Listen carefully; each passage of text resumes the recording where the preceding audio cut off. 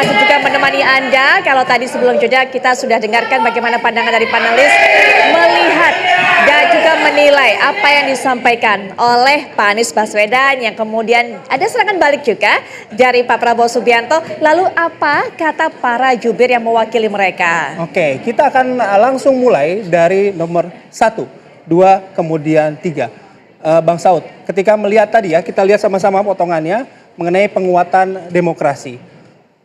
Argumen yang disampaikan oleh Pak Prabowo bahwa bila rezim ini diktator, maka Pak Anies tidak akan menjadi gubernur. Ya mungkin nanti kita menarik ya, nanti kalau ada waktu adik-adik semua diputar ulang. Sebenarnya Pak Anies ngomong apa? Sehingga Pak Prabowo menanggapi itu gitu. Coba pelan-pelan dilihat gitu. Esensinya adalah sebenarnya yang dia sampaikan, bukan dia nggak suka demokrasi. No. Tanya tuh anak-anak para Madinah tuh di belakang tuh. Justru yang dia pertanyakan ada 3 hal tentang demokrasi saat ini. Jalannya itu nggak bener. Ya nggak, ngomong susah. Itu kan kaitan itu makanya spanduk tuh ada satu tuh. Jadi ada 3 hal gitu. Jadi bukan dia nggak suka demokrasi, cuman ini pelan-pelan didengar lagi deh. Supaya kita bisa capture bener bahwa yang disampaikan oleh paslon nomor berapa tadi itu? Yang nanggapin? Yang tanggapnya nomor 02, Pak Prabowo. Nah, jadi sebenarnya salah tangkap juga. Jadi message yang dia sampaikan adalah bukan dia tidak suka demokrasi, kemudian paslon 2 bilang kamu hasil demokrasi. Yes, of course. Tetapi demokrasinya yang tidak dijalankan dengan baik, termasuk kalau kita ngomong dipanggil. Demokrasi itu kan kalau bahasanya Mas Habib ini kan parle. Parle itu bicara gitu loh. Itulah demokrasi. Kalau bicaranya dikunci, demokrasinya di mana? Itu yang maksudnya Pak Anies. Itu ya saya pikir yang perlu kita klarifikasi. Nanti dilihat lagi pelan-pelan videonya seperti apa. Yang lain saya pikir yang paling penting adalah sebenarnya kalau kita bicara demokrasi terus kemudian seperti apa jalan hari ini dikaitkan dengan satu paket yang kita sebut sebagai tadi HAM, kita sebut juga anti korupsi, kita jadi sebutkan ada biaya politik yang tinggi, kemudian kita sebut juga ketidakpastian, konflik of interest. Tadi Prof. Ibnu menyebutkan yang mengambil quote dari Pak Anies yang disebut sebagai ordal ya kan. Sekarang ini anak-anak mahasiswa ini pada ngomong nih, orang pinter kalah sama orang ordal. Bener nggak lo bilang itu? Bener nggak? Itu faktanya. Saya udah banyak keliling universitas dengan Rocky Gerung beberapa hari ini. Lebih 30 universitas. Kalau 30 dikali 10 berarti ada 300 kampus. Ketika saya tanya, siapa di antara kalian di sini yang tidak membayar atau menyuap ketika mengurus SIM? Itu kita baru bicara SIM loh ya. Kita belum bicara yang tadi mineral, kita belum bicara gula, daging, minyak dan seterusnya. Kita baru bicara SIM. Dari 500 orang, hanya 3 orang yang angkat tangan. Yang depan teriak, Pak itu yang angkat tangan tuh kali saudaranya polisi kali. Begitu malah. Kita nggak boleh marah. Baik, Mas Saud. Itu fakta. Oleh sebab itu saya katakan ada banyak yang harus kita ubah.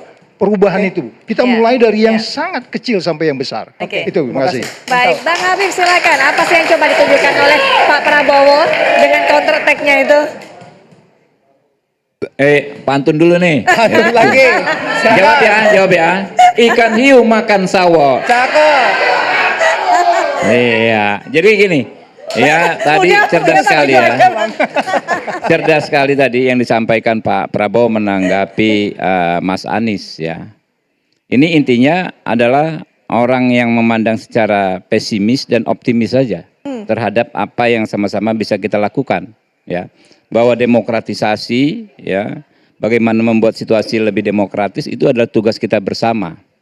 Jangan justru dijadikan dasar kita saling membenci, mengkubu-kubukan satu sama lain. Kan kita capek ya. Pemerintah sebelumnya pemerintah saat ini mengutuk pemerintah sebelumnya. Pemerintah saat ini dikutuk oleh pemerintah berikutnya.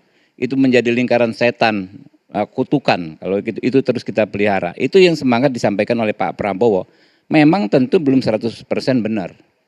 Ya, belum 100% sempurna demokrasi di kita. Tapi yang nggak parah-parah amat, itu yang maksud Pak Prabowo dan bisa kita perbaiki bersama. itu pandangan orang yang optimis gitu loh. Kalau orang yang pesimis, ya ini parah sekali dan lain sebagainya. Oleh karena itu, ya sistemnya nggak benar dan lain sebagainya. Padahal dia ada di sistem itu dan dia menerima konsekuensi baik dari sistem itu. Nah itu yang tadi disampaikan. Terima kasih. Baik, terima kasih Bang Habib. Ya. Bergeser ke Mas Tama, terutama mengenai isu penguatan demokrasi tadi. Oke, Mas Bayu. Jadi memang tadi potongan video terkait dengan perdebatan antara 1 dan 2. Nah tentu dari nomor 3 seperti yang Mas Ganjar sampaikan juga sebetulnya kan sederhana saja. Ketika bicara soal penguatan demokrasi tentu saja yang kemudian kita harus perbaiki adalah dari kepartaiannya. Kemudian juga yang paling penting selain itu adalah soal pendidikan politik untuk masyarakat. Ini yang paling penting. Dan ini yang belum berjalan maksimal. Maka dari itu Mas Ganjar menekankan pada poin itu. Nah, apa harapannya? Tentu ketika demokrasi baik, semuanya baik, masyarakat mengerti soal hal tersebut, maka kita akan menghasilkan pimpinan-pimpinan yang baik juga. Gitu. Nah ini yang kemudian ketika dia punya pimpinan yang baik, maka kemudian semua tahapan-tahapan di negara ini soal pembentukan regulasi, kemudian penegakan hukum, kemudian pelaksanaan birokrasi yang transparan, itu bisa dilakukan. Ini kan sebetulnya tahapannya ke sana. Nah, ketika kita punya presiden yang baik, kita punya pejabat-pejabat publik yang baik, termasuk kita punya misalnya pimpinan KPK yang baik juga, ketua KPK yang bagus juga, maka upaya-upaya penindakan bisa berjalan dengan baik. Dan yang kita nggak lupakan adalah bagaimana kemudian ketika kita punya regulasi yang baik, kita punya penegak hukum yang baik, kita juga berupayakan bagaimana korupsi itu bukan cuma sekedar menghukum orang seberat-beratnya, tapi bagaimana kemudian ada upaya-upaya untuk melakukan pemulihan aset, pemulihan dari kerugian negara, yang hasilnya tentu saja bisa dimanfaatkan untuk mensejahterakan masyarakat. Oke. Nah itu adalah ujung dari perdebatan yang tadi dilakukan oleh nomor 1 dan nomor 2. Saya kira itu. Baik, terima kasih Mas Tama. Nah itu, tadi tanggapan Baik. dari tim ses dari paslon 1, 2, dan juga 3. Kami masih punya satu segmen lagi, nanti kami akan meminta pada para perwakilan narasumber ini untuk memberikan closing statementnya. Nah, karena sudah banyak tadi dari awal kita sudah mendengarkan ada Baik. adu gagasan, Betul. argumentasi, dan juga sanggahan. Baik, dan bukan hanya dari para jubir tentunya, kita juga masih ingin dengarkan bagaimana penilaian para mahasiswa melihat hasil perdebatan tadi. Tapi tentunya kita akan dengarkan setelah jeda berikut ini, kami segera kembali.